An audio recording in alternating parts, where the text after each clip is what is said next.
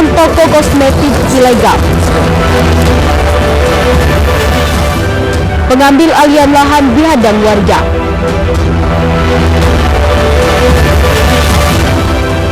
Curanmor beraksi di resto Jepang.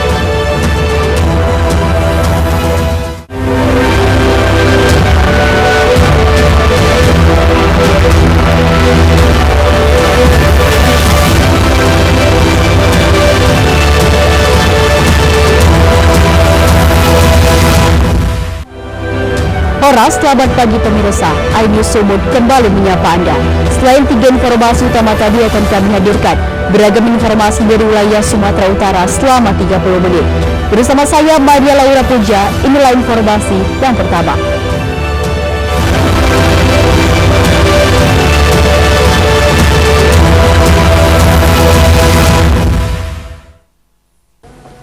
Pemirsa, BPO Medan bersama petugas kepolisian Polda Sumatera Utara Rabu sore menggerebek salah satu toko kosmetik online di Kota Medan yang menjual kosmetik dan suplemen kecantikan tanpa izin edar.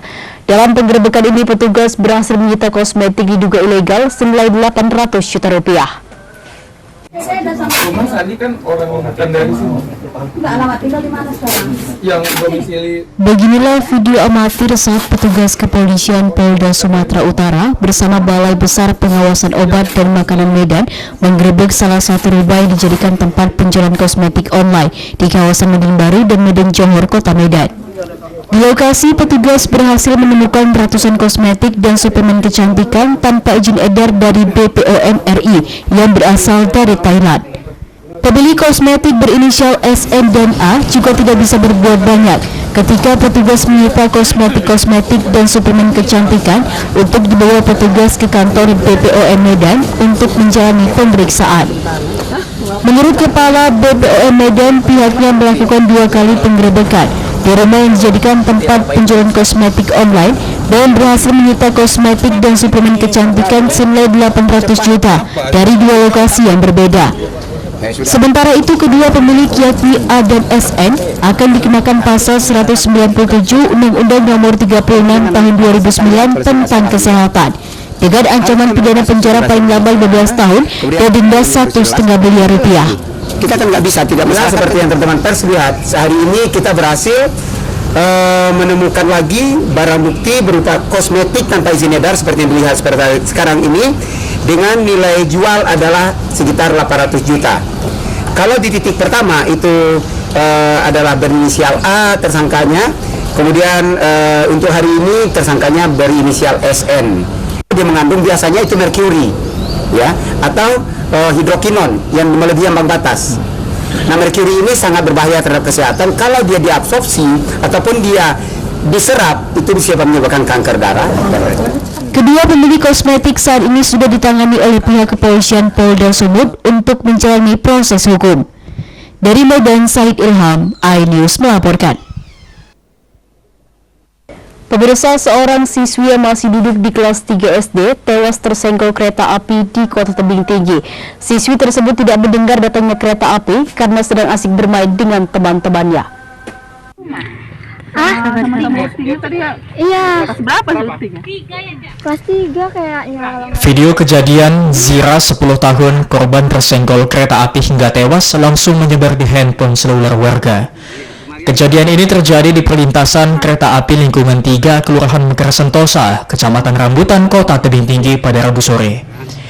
Berawal saat korban bersama 7 rekannya hendak belajar menari, namun sebelum belajar mereka bermain di sekitaran perlintasan kereta. Naas korban tidak tahu, meski kawannya sudah mencerit ada kereta api yang akan melintas dari Kisaran ke Kota Medan, hingga akhirnya korban tersenggol dan terpental beberapa meter dan langsung tewas di lokasi. Jadi barusan saja ada kejadian kecelakaan rel kereta api. Di rel kereta api ini terjadi kecelakaan, yaitu ada seorang anak perempuan berumur 10 tahun ya, kelas 3 SD diempas ataupun disorong oleh kereta api sehingga terjatuh dan meninggal dunia di tempat kejadian ini. Petugas Polres Tebing Tinggi yang mengetahui kejadian langsung melakukan olah TKP dan mengevakuasi korban. Kini kasusnya sudah ditangani pihak Polres Tebing Tinggi. Dari Kota Tebing Tinggi, Abdullah Sani Hasibuan, iNews melaporkan.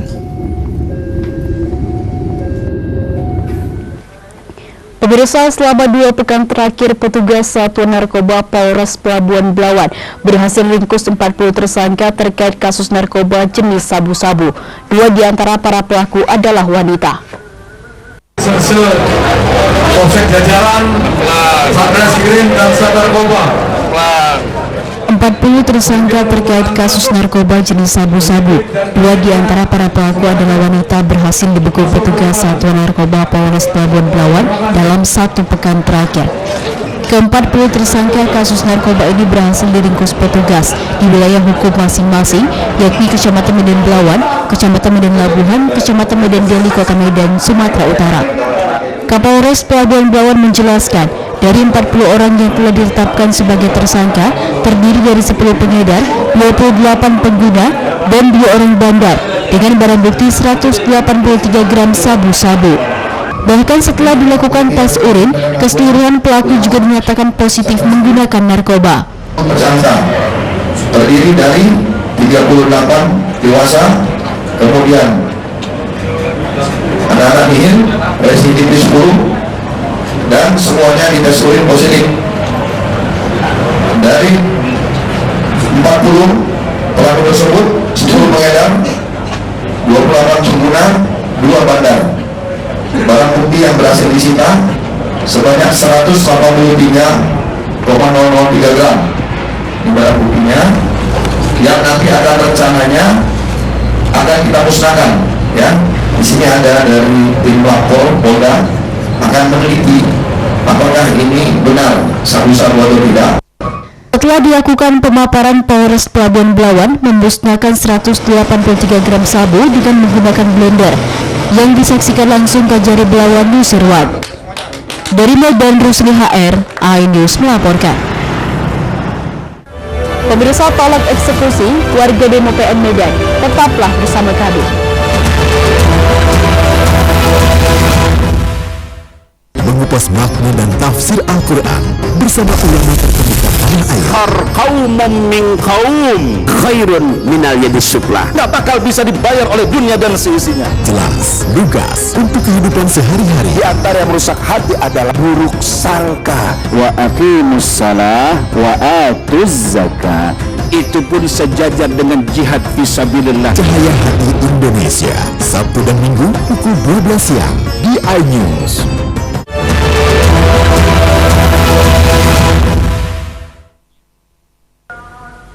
Terima kasih Anda masih bersama kami di iNews Sumut, inspiring and informative.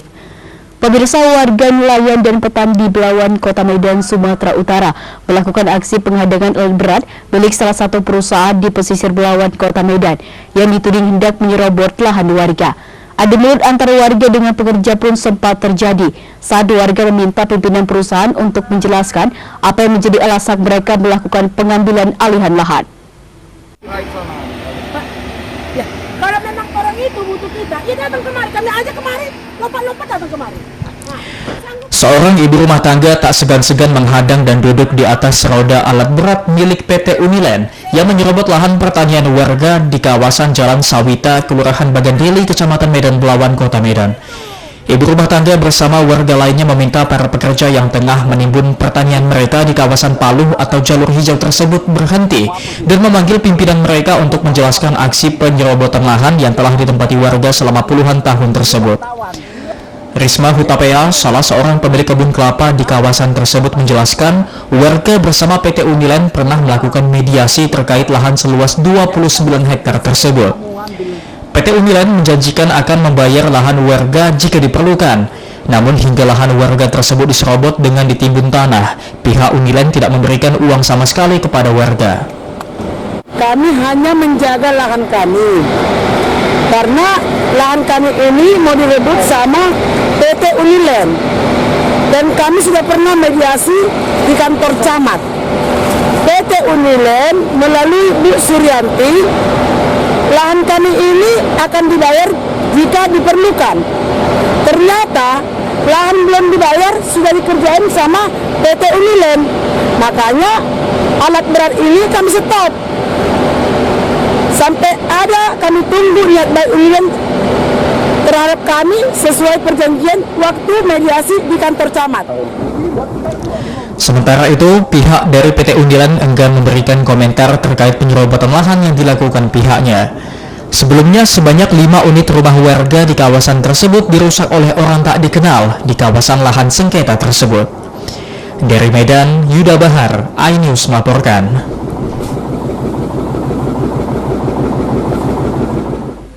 Pemirsa, ratusan warga desa Bingkawan dan Rambung Baru, Kecamatan Sibolangit, Kabupaten Deli Serdang, Sumatera Utara berunjuk rasa di depan gerbang Pengadilan Negeri Lubuk Pakam. Pendemo meminta agar rencana pelaksanaan eksekusi atas perkara lahan sengketa antara warga dengan PT NMN segera dibatalkan karena salah objek.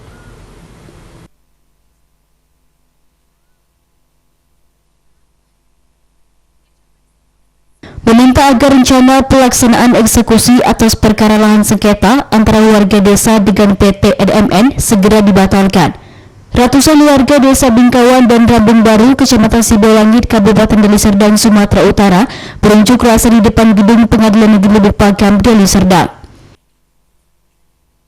Pengunjuk rasa menilai bahwa dokumen lahan yang digugat PT NMN selaku pengembang pemakam disebut berada di desa Rambung Baru, sementara objek lahan milik masyarakat yang akan dieksekusi berada di desa Bingkawan, Kecamatan Sibolangit.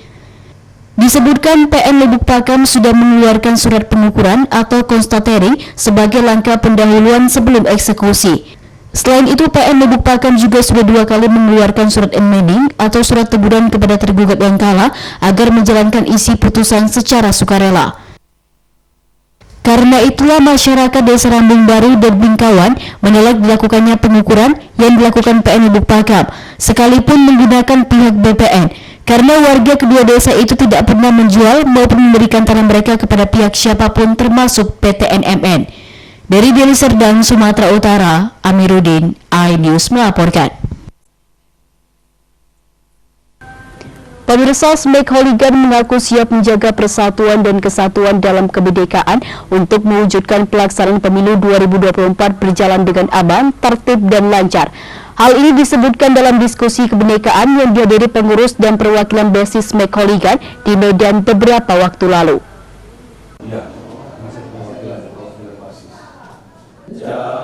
Dukungan pemilu 2024 berjalan aman dan damai menjadi materi utama dalam pelaksanaan diskusi yang dihadiri pengurus dan perwakilan basis Smack Hooligan di Medan beberapa hari kemarin.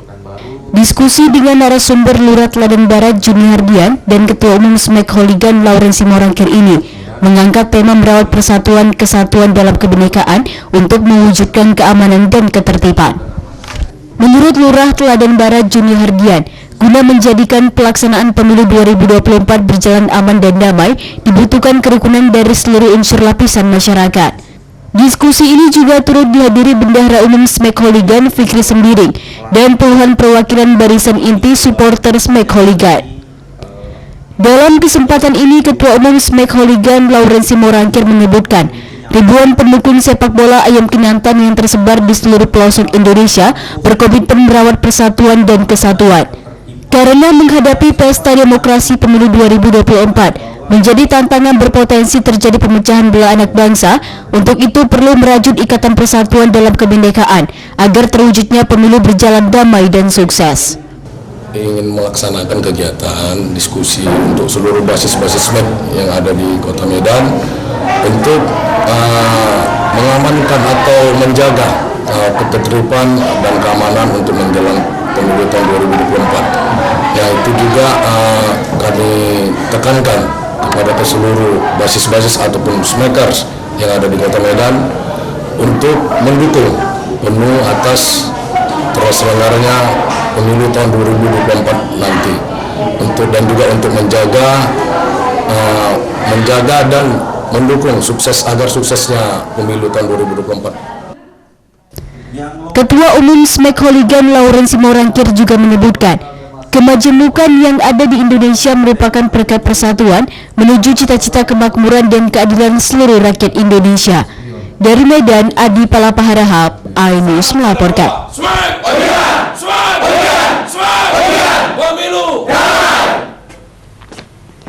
Pemirsa, guna menjaga Kaptibas menolak hoaks dan politik identitas jelang pemilu 2024 mendatang, Gemah Sabah atau Gerakan Mahasiswa Satu Bangsa menggelar seminar dan diskusi kebangsaan dengan peserta mayoritas yang merupakan kaum milenial.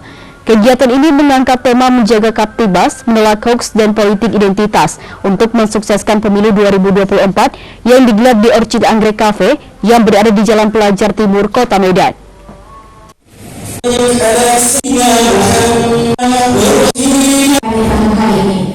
Guna mengajak masyarakat kaum milenial mencegah politik identitas dan menjaga Kaptibas bersama pada pemilu tahun 2024 mendatang, Gerakan Mahasiswa Satu Bangsa atau Gemah Sabah Sumut menggelar seminar dan diskusi kebangsaan dengan peserta mayoritas adalah kaum milenial. Kegiatan yang mengangkat tema menjaga Kaptibas, menolak hoaks dan politik identitas untuk mensukseskan pemilu 2024 ini digelar di Orchid Garden Cafe atau Anggrek Cafe, Jalan Pelajar Timur, Kota Medan. Dr. Iwan selaku pemateri sekaligus Akademi Sumut mengatakan, pada tahun politik 2024 sebagian besar akan diisi kaum anak muda sebagai pemilih milenial.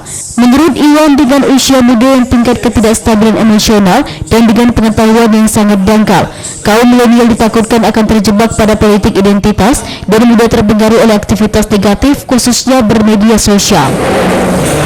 Itu tidak mengatakan bahwa politik identitas itu selamanya tidak baik, ya, ada hal yang positif, jadi ada juga hal negatif yang bisa ditimbulkannya. Tapi paling tidak ketika dia adalah sebuah bentuk upaya yang untuk melakukan perlawanan terhadap pemerintahan yang ada, ya, dengan bangunan politik identitas, maka itu adalah sesuatu yang tidak dibenarkan. Dan kita berusaha untuk mengedukasi adik-adik mahasiswa dan para pemuda untuk bisa lebih memahami bagaimana kondisi politik saat ini agar tidak terjebak dalam politik identitas. Sementara SM Ketua DPW Gemah Sabah Sumut Muhammad Aldi Pramana menyampaikan, menjelang Pilpres 2024 anak muda harus bisa sebagai agen of change atau agen perubahan yang tentunya harus bertabayun terlebih dahulu. Hal senada juga disampaikan Komisioner Bawaslu Sumut Payung Harahap. Menurutnya, politik identitas memicu terjadinya konflik yang terkesan melebihkan kelompok dan golongan yang menimbulkan permasalahan. Karena itulah kaum milenial harus menghindar terjadinya konflik dan timbulnya provokasi. Ya, yang pertama upaya yang bisa dilakukan adalah melakukan cek terhadap informasi kalau memang ada indikasi bohong. Karena memang perlu kita pastikan bukan hanya ajaran agama, tapi memang dalam konteks kebersamaan, kesatuan dan keutuhan kita berpotensi ketika hoax menjadi merajalela menjadi informasi di tengah-tengah masyarakat. Perlu juga kami sampaikan bahwa salah satu permasalahan dan problem yang cukup besar bagi kami adalah hoax di mana kami sebagai penyelenggara negara tidak dipercaya lagi terhadap apa yang sudah menjadi hasil kerja kami. Karena memang ketika masyarakat lebih percaya daripada pendapat orang yang sedang penyelenggara, ini kami membahayakan terutama terhadap hasil penyelenggaraan. Yang ini justru orang lebih percaya daripada pemantau, daripada pengamat politik, juga dengan cepat. Dari Medan, tim iNews melaporkan. Pemirsa, peredaran 10 kg sabu dengan kemasan durian. Tetaplah bersama kami.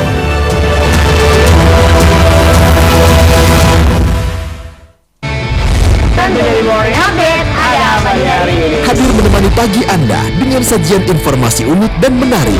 Hutan yang merupakan hewan asli Papua Nugini dari Jepang disebut sebagai kareraisu. Menghadirkan bintang tamu yang menginspirasi. Campuran apa ini? Ini lemon. Oh, lemon. Iya. Kita perut dipotongin dengan dekat bagian mata. Morning Update Senin sampai Jumat pukul 7 pagi di iNews.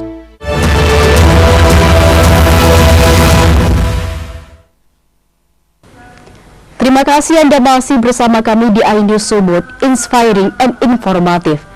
Pemirsa, hendak pulang usai makan di restoran makanan Jepang, motor seorang pria di Medan Raya dibawa kabur maling. Pelaku memanfaatkan waktu saat turun hujan sehingga lokasi kejadian tampak sepi dan tidak dijaga petugas parkir. Inilah video amatir yang merekam detik-detik dua orang pelaku pencurian sepeda motor beraksi di salah satu parkiran restoran makanan Jepang di Jalan Sunggal, Kota Medan. Dengan memanfaatkan kondisi parkiran yang sedang tidak ada penjaga karena sedang turun hujan, dua pelaku curanmor ini beraksi dengan leluasa. Dalam aksinya, keduanya berbagi tugas. Seorang pelaku memantau situasi di atas sepeda motor dan seorang pelaku lainnya bertugas sebagai eksekutor. Tak butuh waktu lama, tidak sampai 1 menit, dengan menggunakan kunci letter T, pelaku pun berhasil mencuri dan membawa kabur sepeda motor incarannya. Korban yang pada saat kejadian sedang makan baru menyadari setelah hendak pulang dan mendapati sepeda motornya sudah tidak lagi berada di pelataran parkir. Setelah mengecek rekaman CCTV, baru diketahui motor miliknya dicuri dua orang pelaku curanmor dan membawanya kabur ke arah jalan Gagak Hitam. Itu parkirnya di sini ada customer makan, dia naik kereta Vario hitam. Kalau dari CCTV pelakunya berapa orang, Kak? 2 orang. 2 orang. Kayak mana cara beraksinya, Kak? Dia 2 orang, satu kereta 2 orang, 1 orang di kereta, 1 yang ngambil. Pas hujan itu kejadian? Iya, pas hujan. Sepeda motor apa, Kak? Vario juga. Vario apa? Warna hitam. Terkait kasus pencurian sepeda motor ini, korban sudah membuat laporan ke Polsek Sundal dan berharap pelaku segera tertangkap. Dari Medan, Ahmad Ridho Nasution, iNews melaporkan. Pemirsa, Satres Narkoba Polrestabes Medan, Sumatera Utara menggagalkan upaya peredaran 10 kg sabu yang dilakukan seorang pria. Untuk mengelabui petugas, pelaku mengemas narkoba ke dalam bungkus durian kemasan.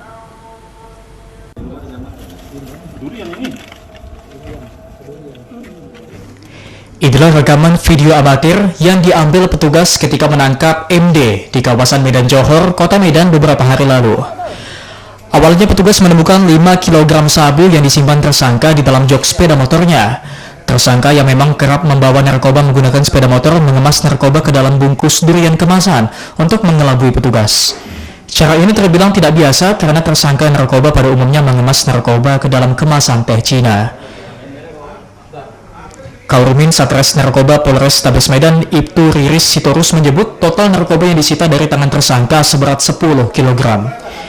Hal ini karena usai menyita 5 kg sabu dari jok sepeda motor tersangka, polisi kembali menemukan 5 kg sabu dengan kemasan yang sama di dapur rumah tersangka di Jalan Karya Jaya, Medan.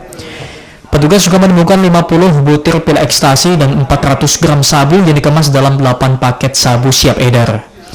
Rencananya narkoba akan diedarkan di Kota Medan dan tersangka yang ditangkap merupakan bagian dari sindikat narkoba jaringan internasional. Kami dari tim Satres Narkoba Polrestabes Medan berhasil menggagalkan peredaran gelap narkoba seberat 10 kg dengan satu tersangka inisial MD. Awalnya tim mencurigai ditemukannya 5 kg di dalam jok sepeda motor. Kemudian tim melakukan penggeledahan di dalam rumah tersangka dan ditemukan kembali seberat 5 kg sabu yang diduga jaringan internasional. Dalam kasus ini, polisi kini tengah melakukan penyidikan lanjutan guna menangkap pemasok narkoba kepada tersangka. Sedangkan tersangka saat ini terjerat akan dipenjara selama lebih dari 5 tahun karena dijerat dengan Undang-Undang Nomor 35 Tahun 2009 tentang narkotika. Dari Medan, Adi Palapaharahap, iNews melaporkan.